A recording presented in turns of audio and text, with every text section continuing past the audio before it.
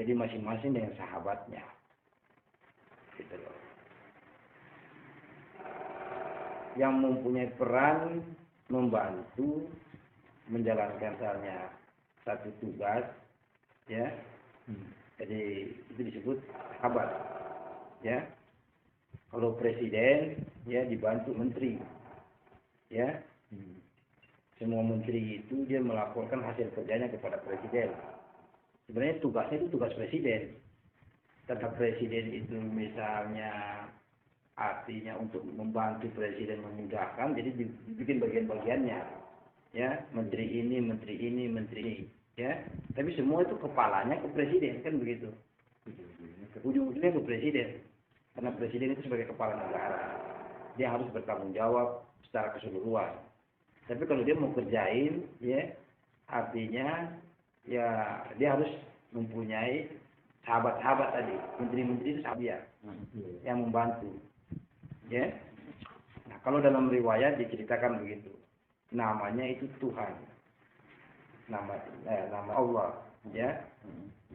Itu Tuhan, kan begitu, ya. Nah, anggaplah begitu tadi analoginya. Dia punya tugas itu banyak, tapi dibikinlah itu kalau dalam kita cerita, artinya itu ada malaikat ini tugasnya ini, malaikat ini tugasnya ini, malaikat ini tugasnya itu. Berarti dia punya sahabat, karena membantu. Analoginya tadi, ya. Nah, kemudian turun lagi kepada Tuhan Nabi, kan, dia punya sahabat juga yang membantu, yang dikenalkan 4, ya. Kalau secara ketuhanan itu kenalnya kan 4 malaikat yang terkenal juga, ya. 4, iya. Sebenarnya kan banyak. Sahabat juga sebenarnya banyak sebenarnya, tapi yang terkenal itu 4. Ya, kalau kita kembali kepada diri kita ini yang bantu kita siapa? Ya, kita yang bantu kita ini siapa? Mungkin secara gaib kita belum tahu. Sebenarnya ada yang membantu, kan begitu. Tapi secara zahir, oh iya, dulu lagi saya mau keluar itu dia bantu. Ini air ini dia melancarkan supaya itu nggak seret, bisa. Jadi tugas air itu memperlancar. Tugas sarung ini apa? Melindungi, gitu loh. Sarung ini dia melindungi daripada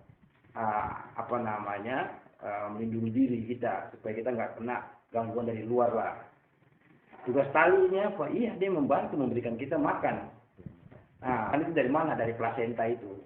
Plasenta ini suplai makanan yang dialirkan melalui tali, kita dilindungi oleh sarung, air itu membantu melindungi itu di lingkarannya sampai dengan proses kelahiran.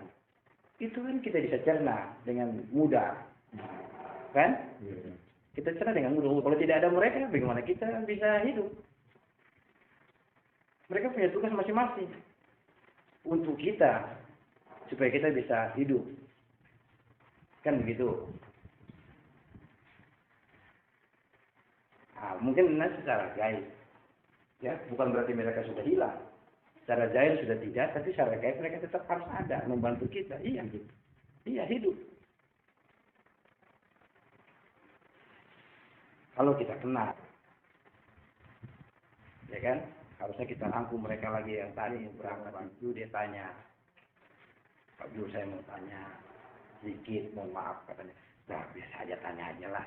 Jadi kalau saya bisa, kita cerita aja, ya. Jadi bagaimana kira-kira ini? Iya.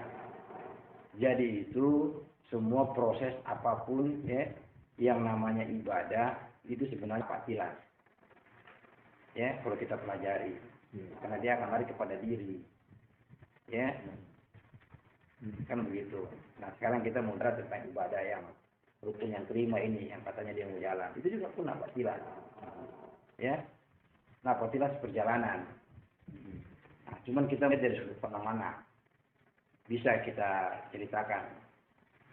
Mau ambil versi yang mana, kan begitu. Jadi kalau misalnya ceritanya itu artinya wabil khusus lebih ke dalam lagi kita cerita, ya. Jadi kembali tadi itu kan kita ambil satu contoh nafas tilas perjalanan kita hadir, ya, saat kita bersatu dan saat kita berpisah. Saat kita berpisah, sudah dipesan untuk bersatu lagi. Jadi dengan apabila perjalanan itu kita kembali mengenang untuk kembali merangkum, mempersatukan lagi. Tujuannya itu.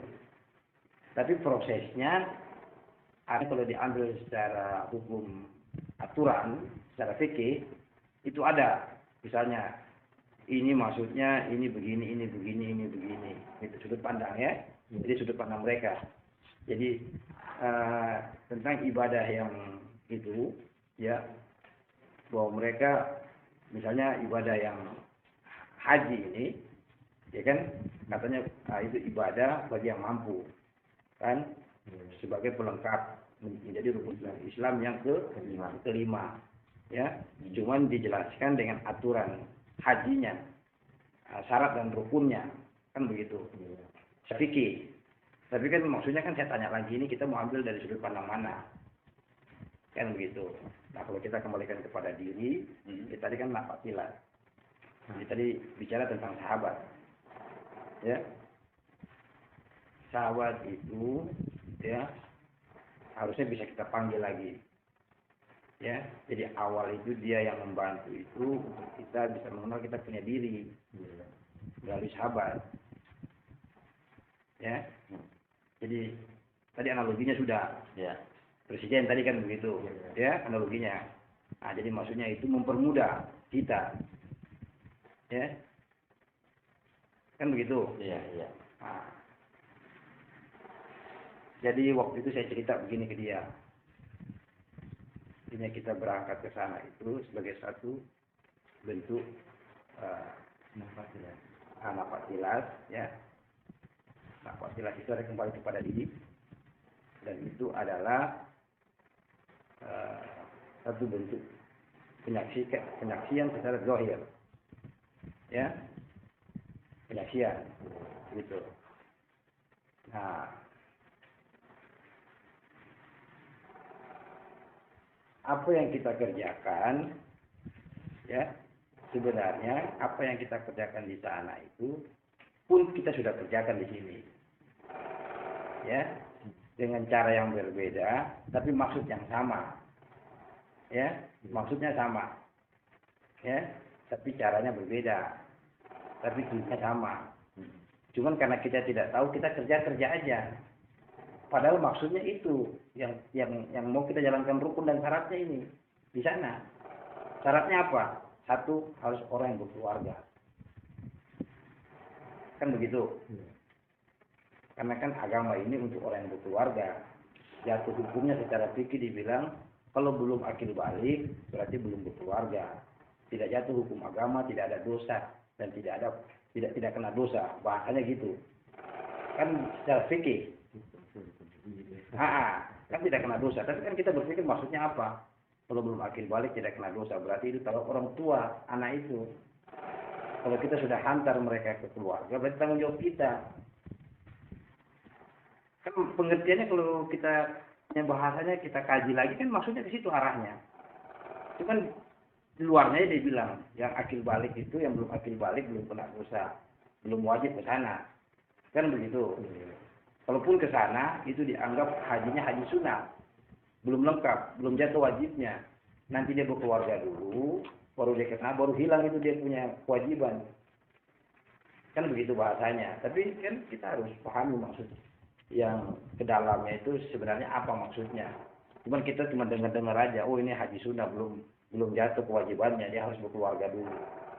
Karena ilmu itu, ya, kita sudah kerja dalam rumah tangga.